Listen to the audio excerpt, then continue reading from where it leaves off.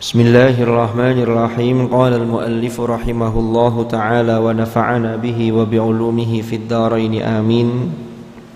Wa minha ma utli'a alaihi minal ghuyubi wa ma yakun.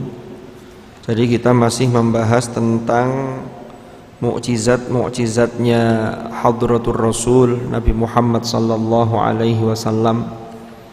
Kemarin sudah kita bahas mukjizat yang paling utama adalah beliau mendapatkan wahyu Al-Quran.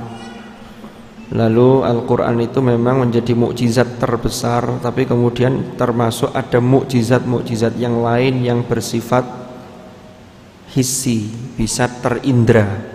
Kemarin sudah dijelaskan, jadi disaksikan oleh banyak orang ketika Rasulullah ketika itu masih ada. Dan termasuk mukjizatnya Rasulullah sallallahu alaihi wasallam ini akan kita bahas di paragraf berikutnya. Wa minha, dan di antara mukjizatnya Rasulullah sallallahu alaihi wasallam ma utli'a alaihi minal ghuyub, utawi sesuatu yang diperlihatkan kepada beliau, ya, minal ghuyub, yaitu sesuatu itu terkait hal-hal yang gaib. Jadi hal-hal yang gaib, wama, dan sesuatu yakunu yang akan terjadi, opoma. Jadi Rasulullah sudah diberi informasi oleh Allah, ini sesuatu yang belum terjadi, tapi ketika Rasulullah sampaikan dan ini betul-betul terjadi. Wal ahaditsu fi hadzal babi bahrun la yudraku qa'ruhu wala yunzafu amruhu. Jadi hadis-hadis yang menjelaskan tentang bab ini ibarat lautan yang dasarnya ini tidak diketahui, sekaligus yang penuhnya air ini tidak bisa dikuras. Jadi banyaknya riwayat atau hadis-hadis yang menjelaskan tentang informasi-informasi yang disampaikan oleh Hadratur Rasul, padahal ketika itu belum terjadi peristiwanya, tapi kemudian terbukti.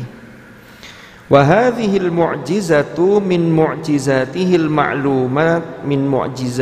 ma'lumati 'alal qat'i al-muttasili khabaruha 'ala tawatur li kathrati ruwatiha. Jadi mukjizat-mukjizat ini termasuk mukjizat-mukjizat Rasulullah sallallahu alaihi wasallam yang diketahui dan itu bersifat qat'i, alal qat'i ini secara pasti. Yang mana informasinya ini kita terima al-muttasil. Jadi yang kita terima ini informasi tentang mukjizatnya Rasulullah ini, khabar atau hadis-hadisnya ini kita terima sanadnya bersambung dan itu secara mutawatir.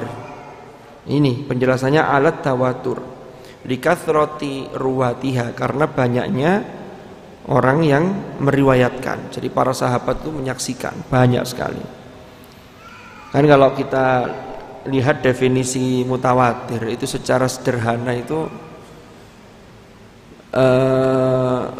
banyak orang, kalau ini terkait dengan khobar, terkait dengan hadis, terkait dengan peristiwa yang menjelaskan apa yang didhawuhkan oleh Rasulullah terkait dengan hal-hal yang gaib yang ketika itu belum terjadi lalu diceritakan oleh sahabat. Ini saking banyak yang menceritakan sehingga tidak mungkin mereka itu melakukan kesepakatan untuk melakukan dusta. Ini mutawatir. Nah, disebutkan likathrati ruwatiha karena banyaknya perawinya.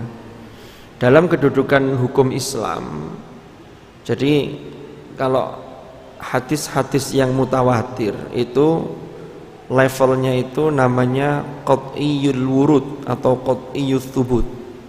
Ini kalau kita belajar bicara mengenai usulul fiqh. Nah, kita lanjutkan.